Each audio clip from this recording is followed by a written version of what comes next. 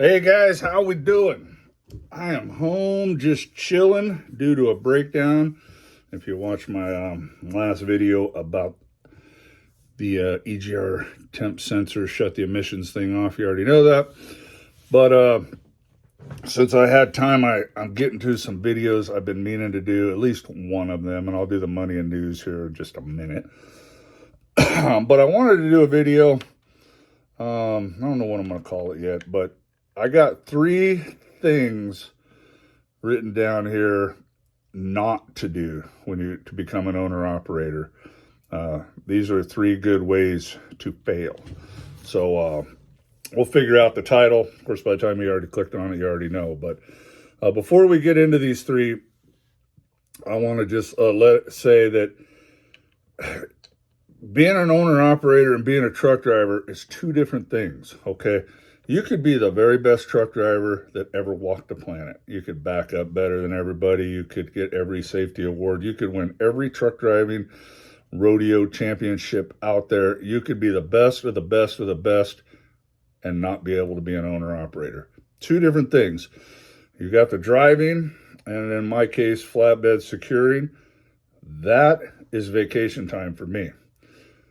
Then you got to run the business side, which is the challenging side, the stressful side, also enjoyable to me because the driving part is it's kind of boring to me, to be honest with you, anymore. There's just some guys that can't do both. That don't make you a bad person. You could be the best dude in the world and would love to sit down and have a beer with you, go hang out, duck hunt, whatever. But you just can't. You could either do one or the other. You're just either the worst driver that ever lived or great with business. But most of the time what I see is great truck drivers that they weren't blessed with, or whatever the word I'm looking for is, the ability to do the business side, which is the big side. All the taxes and IFTA and paperwork and crunching numbers, planning ahead, building relationships, all that stuff that goes into the business side. Those guys just need people to do that for them. So when you're a company driver, you working for a company, they take care of all that. They have an office staff, they have dispatchers, they have load planners, and some guys, that is what they need. It doesn't make them a bad person. So just know that you could do these 3 things that I'm about to talk about perfectly and still not be able to be an owner operator. You'll still fail. It's just, well, I don't know. I guess if you covered all 3, part of it's going to be able to be doing the business side. But just know that it's a small percentage deal, man. 8 out of 10 guys make this more than a couple years. Being an owner operator, it's a lot. To me, it's worth it. To some guys, it's not worth it. Some guys think I'm out of my mind to put up with all this stuff. And, I've had a rough month, guys. I've made a little bit of money, not much, If you've been watching this channel long enough, some months I clear 15 grand after expenses. Some months I don't make nothing, man. That's real world trucking. And, I have an older truck, and man, I've had problem after problem, and maybe I'll go for a month or 2 with no problems and I'll do this again. It's just a cycle. And if you can't just kind of laugh and go, hey, well, let's just get it done. I'm dumping 3 grand into my truck this week, and it's like, well, I'm not going to moan and cry about it because this is trucking. It's the way it's always been. It's the way it's always going to be. So just know that if you don't make it, that don't make you a bad person. It just makes you human. We're all humans. Some of us can do this. Some of us can't. I can't cook. If I went and tried to open a restaurant, I guarantee failure. I'm a good dude to sit down and have a hamburger and a beer with, but no, you don't want me cooking the hamburger. Trust me on that. So I'm going to do this in 3 parts in case I get pulled away, so you won't notice that because I'll edit them all together. So I'm going to stop this real quick, and then we'll get back with, we're going to go 3, 2, 1. Okay, we'll start with the 3rd, and then we'll work our way up to the biggest thing. See you in a second. All right, here we go. Number 3, we're going to call this too much too soon. I've said it over and over and over again, and there will be exceptions to this rule, but it is my opinion, just one man's opinion here, based on a long time in this industry, doing things trial and error, learning things the hard way, seeing people struggle, fail, learn the hard way. For most of us, too much too soon is what we're going to call this. Of course, there'll be a small percentage that can just come right out of trucker school and go straight to being an owner-operator. In my opinion, that is a terrible idea. Personally, I think 3 years driving minimum, I say 5 years, 3 to 5 years driving. So you're very comfortable with driving in all kinds of different weather seasons. And if you're going to be a flatbed guy or a man guy or a reefer, you want most of those years in that part. So if you want to be an owner operator pulling a flatbed, I see a lot of people do this at CRST. It's a bad idea. It's just a bad idea. Most of them are lease purchase guys, but they might have 2 or 3 years driving, but they have 0 flatbed, and that puts you through a week crash course. So they've never been an owner operator and they've never done flatbed. So they come over, and though being a lease purchase guy is not a true owner operator, not meaning to offend anybody, because you got a lot of safety nets that I don't have. You're still going to have to run a lot of the business stuff. So you're going to go from company driver to doing all the business stuff and trying to figure out this securement. It's just too much on your plate, guys. It really is. You need to really be comfortable with driving the truck in the weather conditions, cities, countries, states, mountains, and pulling the kind of freight you're going to want to become an owner-operator and drive in, reefer, tanker, flatbed, whatever you want to do. And you want to have been studying those things for 3 to 5 years. 5 years is better. So I'm going to call that too much too soon. Guys, they only got a year or so behind their belt or whatever, and they think, I'm just going to go to the next step right away. They haven't studied the industry. They've never done flatbed. They're going to jump right into it. They don't know anything about the business end. They haven't watched videos like mine. There's other videos out there too, some good ones. They haven't read books on business. They have no business knowledge. I'm not saying you need to go to college and get a degree in business, but there's plenty of books at the public library to learn a little bit about business, or on the internet. You need to read on business and have an understanding of business while you're kind of figuring out this driving. You can kind of do that at the same time because it ain't costing you no money. Once you jump in and take all the hats on, being stupid ain't cheap. I mean, that's just what an old guy told me, being stupid ain't cheap. It's better to learn these things before it comes out of your pocket. So as a company man driving around, you really want to take this to the next level, turn your TV off at night and read some good books on business once in a while. Start learning about business, studying the industry, find someone that'll give you access to load boards, understand the spot market. All these things you need to be doing while you're getting your 3 to 5 years, which, just don't put too much, don't overload yourself. This goes in steps. You need to be good at trucking, good at driving, backing, knowing how the, shippers work, what time they unload, all these things in the industry you want to go in.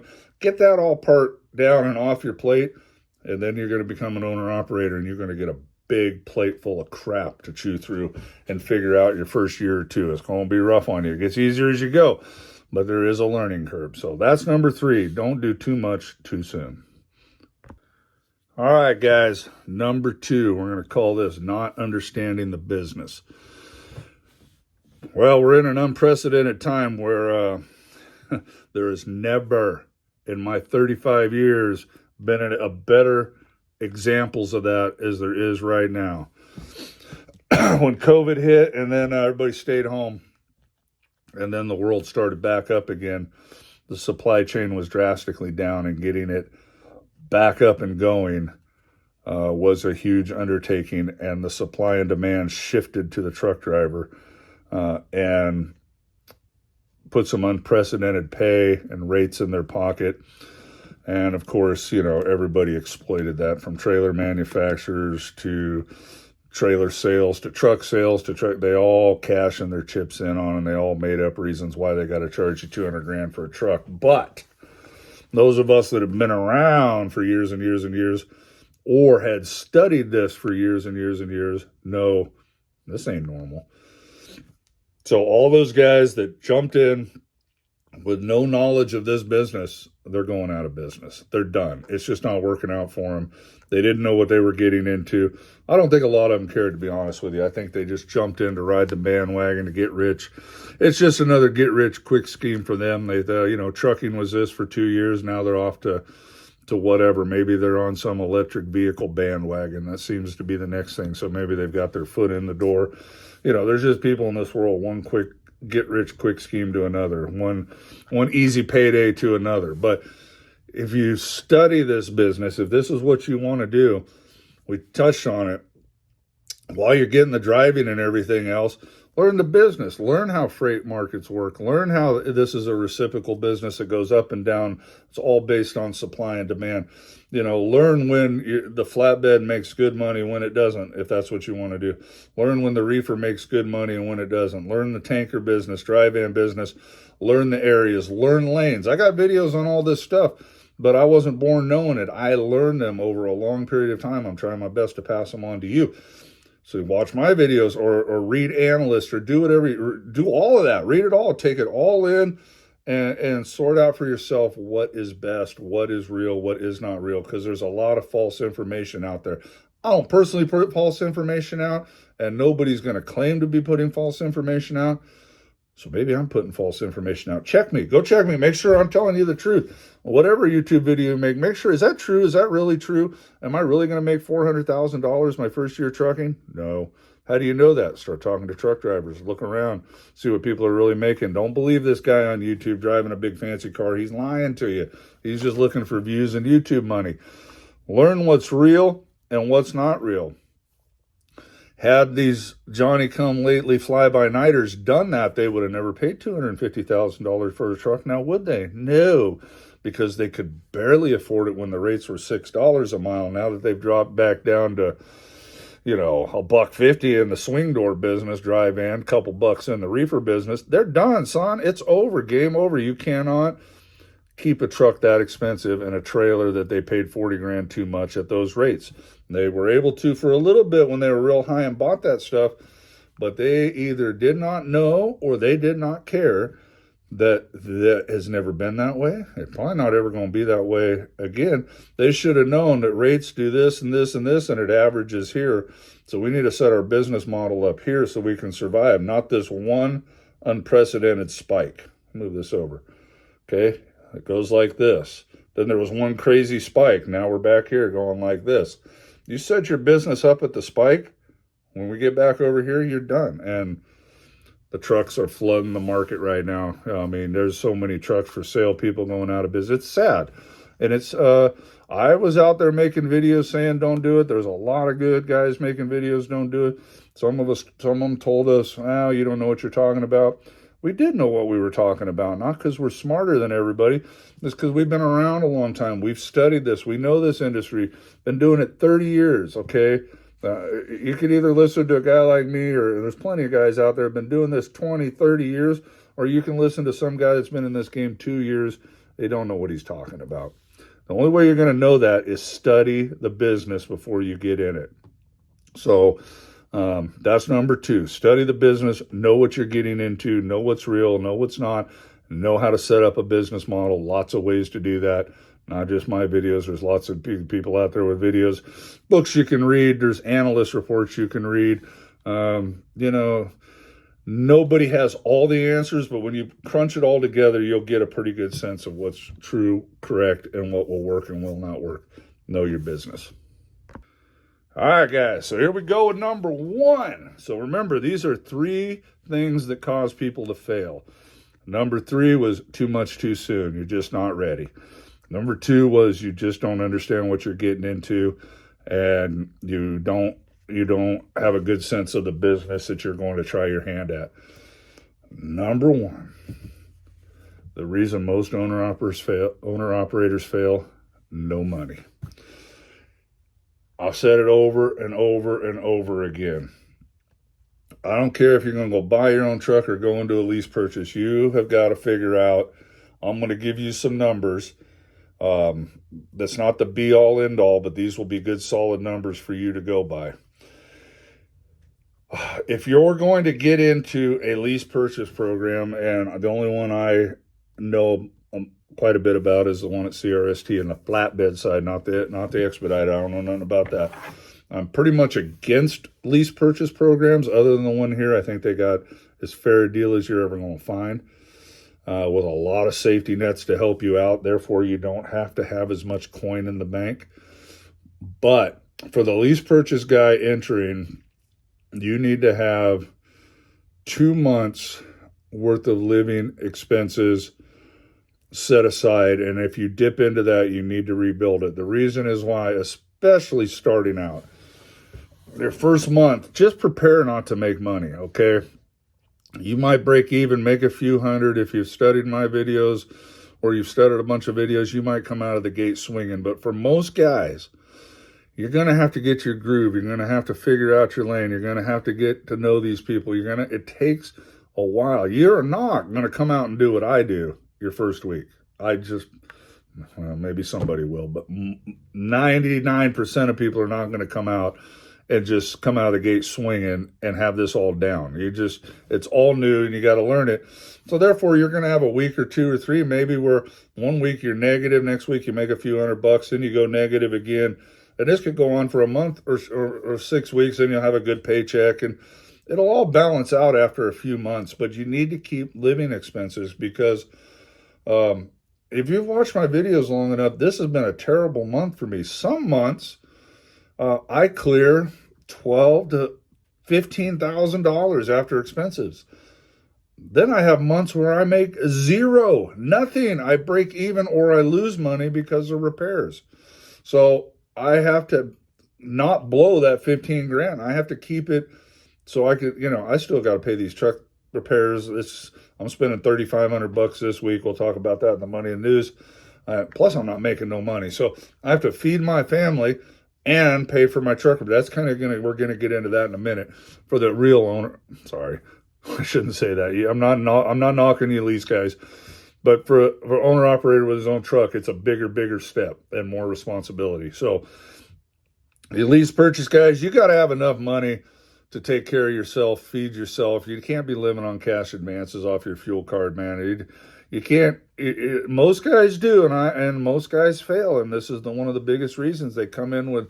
You got to have some money set aside. You got to be able to go a week or 2 or 3 maybe without making no money. Then you make some good money, and then you might have a bad week, then a good week. And eventually it'll even out. They'll start evening out. You'll have more good weeks than bad weeks. But coming out of the gate, not so much. You're gonna have a learning curve and to get your rhythm down. So at least a couple months living expenses, whatever that is, 2, 4, 6,000. Figure it out for yourself. Now, owner operator with your own truck. After you buy a truck. After you got the truck, this is for the new guy. You got a letter of intent where you're going. You found somebody to sell you a truck. You gave them 15 grand down, whatever you gave them. After all that is cleared, you need to have ready to go, especially if you're not under a warranty of some kind. Of most warranties, a brand new truck, but most of you aren't going to start with a new truck. The used truck warranties aren't worth the paper they're written on. They don't ever cover the stuff that breaks, and they won't cover the majority of it. I need to do a video on that. So you need to have not only your living expenses for a month or 2, and this is for a guy going to go lease on. Now, if you're going to go into your own authority, you better have more than that because some brokers won't pay you for 30 days, right? So some will pay within a couple, 2 weeks. So they all average, but I wouldn't recommend going that way anyway. So this is for the guy that's going to lease on here at CRST or a Landstar guy, whatever. You need to have a month or 2 living expenses and access to a minimum of $10,000. And that's taking a big gamble. Really, you need to have access to $20,000 just in case a motor takes a crap or something, which happens. Hopefully it doesn't happen, but you could go buy a truck with 300,000 miles on a week later, boom, needs a new motor. And, depending on where you go, you could be $40,000. You could just be out of business. But mostly you're looking about the $25,000 range. If you find a fair, square mechanic, you can get it done. But you got to come up with that. So you need to have 10,000, 15 on a card. I wouldn't recommend saying, oh, I got $25,000 credit limit on this card. You'll never get it paid off, or it'll take you a year to do it. Don't do it. So 20,000 cash plus a couple months living expenses would be, that's where you really want to go. 20,000 cash plus say another, if your living expenses are 3,000 a month, you need about $26,000 in the bank. Take care of your family. Be ready if something happens with a truck, and be ready to go. That's pretty hard to do. Most people are never going to be able to do that. So I would say enough to take care of your family until the paychecks roll in steady, and at least $10,000 cash, because you don't want to live in the credit world. So you can take care of the $1,000 repairs, this and that, and then put it back. If you spend $2,500, as soon as you can, put that $2,500 back. And then another $10,000 available on a credit case for a credit card or something, or a line of credit at the bank, or whatever you got to do for the big catastrophic engine failure. So 10 grand at your access, and another 10 grand available, but a minimum of $10,000 available to you on a credit card.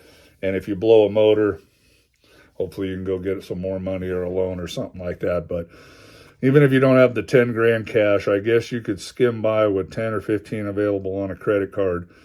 And if you got to dip out of it 4 or 5 grand, you better pay it off immediately, because sometimes you could have 2, 3, 4. You could have these things stack up against you and run out of credit. So no reserves is the number one thing that puts people out of business. They just can't. You can only take so many hits until you're out of credit. And even with all that, you could have 20 grand cash and 10 grand credit and still get overwhelmed. You could just get a bad truck, and you could have engines and trannies dropping. There's always some guys that no matter what they do, no matter right, they just catch bad breaks and they just don't make it.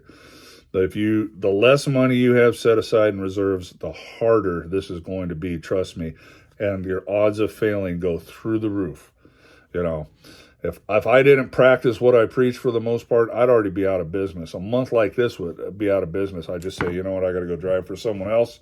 I can't sustain, making no money for a month plus paying 3. I see I've had, a tire in this. I've shelled out about 4 grand this month, and I've made some money, and I'd have to, I have got some driver referrals which have helped, but really I haven't profited a lot this week or this month. Plus I've fed my family. Plus I've had a lot of repairs. So if I didn't have 10 grand available to me, I'd already be done. I'd be, well, that's it. I got no money. I'm done. I'd be filling out job applications. So have some money in the bank. All right, guys, I hope this helps. This is just stuff I've talked about for years and years on this channel. If you've watched it, this is all just review, but I kind of wanted to put it all in one video because I get a lot of what if questions, what if questions, what if questions. So I'm hopefully going to use this video to say, here you go. I've already got this all on tape for you. All right, you guys, God bless you. Bye now.